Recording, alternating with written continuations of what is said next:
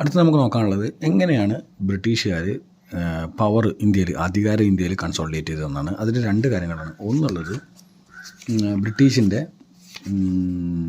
നമ്മൾ ക്വാളിറ്റീസൊക്കെ പറഞ്ഞു, British ആർമീൻ്റെയും നേവീൻ്റെയൊക്കെ qualities, അവരുടെ ഇൻഡസ്ട്രിയൽ റവല്യൂഷൻ, അവിടുത്തെ ആ സമയത്തുണ്ടായ എന്താ പറയുക ടെക്നിക്കൽ അഡ്വാൻസ്മെൻറ്റ്, അതൊക്കെ നമ്മൾ പറഞ്ഞു കഴിഞ്ഞാണ് കഴിഞ്ഞ ക്ലാസ്സിൽ. ഏറ്റവും ഇമ്പോർട്ടൻ്റ് ആയിട്ടുള്ള രണ്ട് കാര്യങ്ങളാണ്. ബംഗാളിലെ ആധിപത്യം സ്ഥാപിക്കുന്നതിൻ്റെ ഏറ്റവും ഇമ്പോർട്ടൻ്റ് ആയിട്ടുള്ള രണ്ട് കാര്യം. അത് ശരിക്കും ബംഗാളിൽ അധികാരം സ്ഥാപിച്ചു കഴിഞ്ഞാൽ ഇന്ത്യയിൽ അധികാരം സ്ഥാപിച്ച പോലെയായിരുന്നു ആ സമയത്ത്. കാരണം അത്രയധികം പവർ സെൻ്ററായിരുന്നു, ട്രേഡും പവർ സെൻ്ററുമായിരുന്നു ബംഗാൾ. അപ്പം ബാറ്റിൽ ഓഫ് പ്ലാസി എന്ന് പറഞ്ഞ ഇമ്പോർട്ടൻ്റ് ആയിട്ടുള്ളൊരു ബാറ്റിലുണ്ട്. അത് 1757 അതൊരു ഇമ്പോർട്ടൻ്റ് ആയിട്ടുള്ള കാര്യമാണ്. അതിൻ്റെ ബാക്ക്ഗ്രൗണ്ട് എന്ന് പറയുന്നത് നമ്മുടെ അവിടുത്തെ സിറാജുദ്ദൗള എന്ന് പറഞ്ഞ റൂളറും ബ്രിട്ടീഷുകാരും തമ്മിലുള്ള ട്രേഡ് കാര്യങ്ങളൊക്കെ നടക്കുന്നുണ്ടായിരുന്നു. അതിൻ്റെ കൂടെ മിർ ജാഫർ എന്ന് പറഞ്ഞ അയാളുടെ കമാൻഡർ ഇൻ ചീഫ്, ആർമിയുടെ ചീഫ് മിർ ബാക്ഷി എന്നാണ് ആ പോസ്റ്റിൻ്റെ പേര്. മിർ ബാക്ഷി ആയിട്ടുള്ള ഈ മിർ ജാഫർ എന്ത് ചെയ്തു, ബ്രിട്ടീഷുകാരുമായിട്ടൊരു കോൺസ്പിറൻസി തിയറിയിൽ, അതായത് ഒരു എന്താ പറയുക, ഒരു ചെറിയ രഹസ്യമായിട്ട് അവരൊരു കൂടിക്കാഴ്ചയിൽ എന്ത് ചെയ്തു, ഈ എന്താ പറയുക, യുദ്ധം വന്നു കഴിഞ്ഞാൽ ഈ കമാൻഡർ ഇൻ ചീഫ് സഹകരിക്കില്ല എന്നുള്ള രീതിയിൽ വാഗ്ദാനം അത് ബ്രിട്ടീഷുകാർക്ക് കൊടുത്തു. അതിൻ്റെ കെയർ ഓഫിൽ ആ യുദ്ധം നടന്നപ്പോൾ ഒരു ബ്ലാക്ക് ഹോൾ ട്രാജഡി എന്ന് പറഞ്ഞതിന് മുമ്പ് ഉണ്ടായിട്ടുണ്ട്. അതായത് സിറാജുദ്ദൗള ഈ കൽക്കട്ട ഫോർട്ട് നിർമ്മിക്കാൻ സിറാജുദ്ദൗള ആർക്ക് പെർമിഷൻ കൊടുത്തില്ല, ബ്രിട്ടീഷുകാർക്ക് പെർമിഷൻ കൊടുത്തില്ല. പക്ഷേ ഈ നവാബിൻ്റെ തീരുമാനത്തിനെ എതിർത്തുകൊണ്ട് അവർ ബ്രിട്ടീഷുകാർ എന്ത് ചെയ്തു, കൽക്കട്ട ഫോർട്ട് ഉണ്ടാക്കി.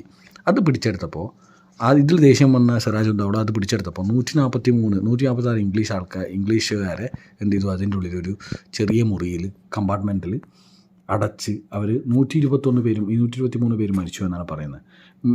May be here the black hole tragedy Sirajuddaulah is believe to have imprisoned 146 English persons who were lodged in a very tiny room due to which 123 of them died of suffocation.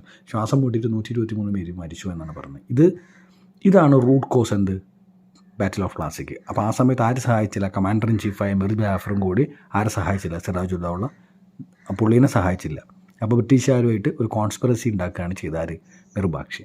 അപ്പോൾ യുദ്ധം വന്നപ്പോൾ എന്ത് ചെയ്തു, നമ്മുടെ നവാബിൻ്റെ Bengal റൂളറിൻ്റെ soldiers എന്താ fight ചെയ്തേ ഇല്ല. കാരണം എന്താ, അത് ആദ്യമേ ഉറപ്പിച്ചതല്ലേ ഫൈറ്റ് ചെയ്യില്ല എന്നുള്ളത്. അപ്പോൾ യുദ്ധം തുടങ്ങുന്നതിന് മുമ്പ് തന്നെ തോറ്റ ഒരു യുദ്ധമാണ് ഇത്, ബാറ്റിൽ ഓഫ് പ്ലാസി 1757. അതൊരു ഇമ്പോർട്ടൻ്റ് ആയിട്ടുള്ള ബാറ്റിലാണ്. അത് ഒരു ഫൂട്ട് ഹോൾഡ് ഉണ്ടാക്കിയെന്ന് പറയുന്നത് സത്യം തന്നെയാണ്. അത് 1757 നടന്നത്.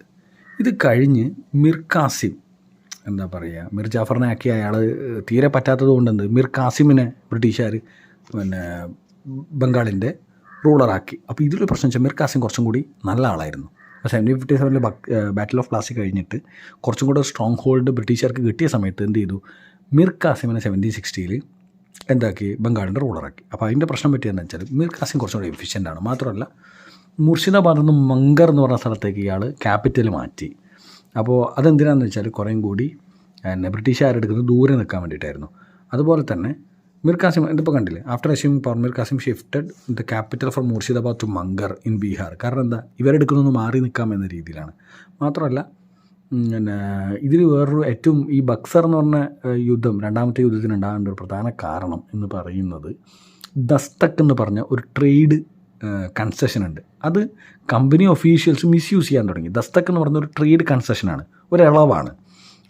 അതായത് കമ്പനിക്ക് കൊടുത്ത അളവാണ്. അപ്പോൾ കമ്പനി ഒഫീഷ്യൽസിന് പേഴ്സണലി ഉപയോഗിക്കാൻ പാടില്ലാത്തൊരു കാര്യമാണ്. പക്ഷേ മിസ്യൂസ് ഉണ്ടായപ്പോൾ എന്ത് പറ്റി, ബംഗാളിൻ്റെ റവന്യൂ കുറഞ്ഞു. കാരണം എല്ലാവരും ഇളവിലാണ് ട്രേഡ് ചെയ്യുന്നത്. ഇളവിൽ ട്രേഡ് ചെയ്താൽ എന്ത് പറ്റും, ഒരു ഡിസ്കൗണ്ടിൽ ട്രേഡ് ചെയ്ത് കഴിഞ്ഞാൽ ബംഗാളിൻ്റെ റവന്യൂ സ്വാഭാവികമായിട്ട് കുറയും. അതിനെ ചോദ്യം ചെയ്യാൻ വേണ്ടി ഇയാൾ തീരുമാനിക്കുക തന്നെ ചെയ്തു. അപ്പോൾ ഇതിൻ്റെ മുകളിലൊരു റിഫ്റ്റ് കാരണം എന്ത് ചെയ്തു, മുഗൾ റൂളറായിട്ടുള്ള ഷാ ആലമിനെയും അതുപോലെ തന്നെ അവധിൻ്റെ ഷുജാഉദ്ദൗളേനെയും വിളിച്ച് 3 പേരും കൂടെ ചേർന്നിട്ടാണെന്ത് ബക്സർ യുദ്ധം ബ്രിട്ടീഷുകാർക്കെതിരെ 1764 നടക്കുന്നത്. പക്ഷേ എന്തു പറ്റൂ, ഇതിൽ സ്വാഭാവികമായിട്ടും വീക്ക് ഫോഴ്സ് ആയിട്ടുള്ള ഇവർ 3 പേര് ട്രൈപാർട്ടൈറ്റ് അലയൻസ് എന്നാണ് പറഞ്ഞത്. 3 പേരുടെ alliance, Shujauddaula of Awadh, Shah Alam II of Mughals, അതുപോലെ തന്നെ മിർ കാസിം ഓഫ് ബംഗാൾ. ഇവർ 3 പേരും കൂടെ ഏറ്റുമുട്ടി ബ്രിട്ടീഷുകാർക്കെതിരെ തോറ്റു.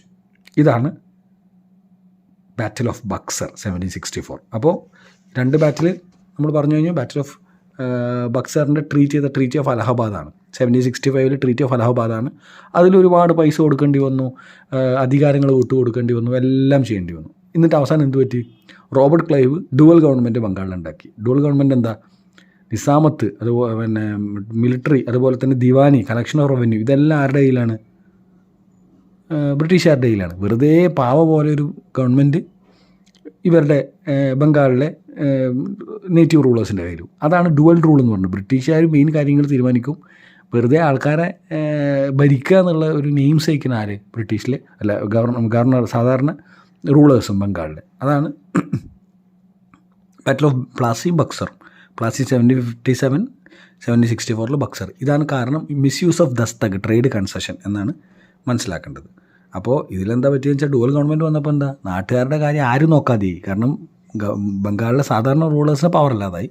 അതുപോലെ തന്നെ ഡുവൽ ഗവൺമെൻറ് എന്ന് പറഞ്ഞിട്ട് റോബർട്ട് ക്ലൈവിൻ്റെ താഴെയുള്ളവർ സ്വാഭാവികമായിട്ടും ആൾക്കാരുടെ കാര്യങ്ങൾ തിരിഞ്ഞു നോക്കുകയില്ല. കാരണം ബ്രിട്ടീഷുകാരാണ്, അവർക്ക് പ്രോഫിറ്റ് മാത്രം മതി. ഇതാണ് ഈ കാലയളവിലാണ് dual government. Dual government was there from 1765 to 1772. Who abolish dual government? Dual rule അല്ലെങ്കിൽ ഡുവൽ ഗവൺമെൻറ് ബംഗാൾ ആരാണ് അബോളിഷ് ചെയ്തത്? വാരൻ ഹേസ്റ്റിങ്സ് ആണ്. അപ്പോൾ തൽക്കാലം ഇവിടെ വെച്ച് നിർത്താം. അടുത്ത ക്ലാസ് നമുക്ക് പുതിയ ഫ്രഷായിട്ട് നമ്മുടെ ബാക്കിയുള്ള ബംഗാളിൻ്റെ കാര്യങ്ങൾ നോക്കാം.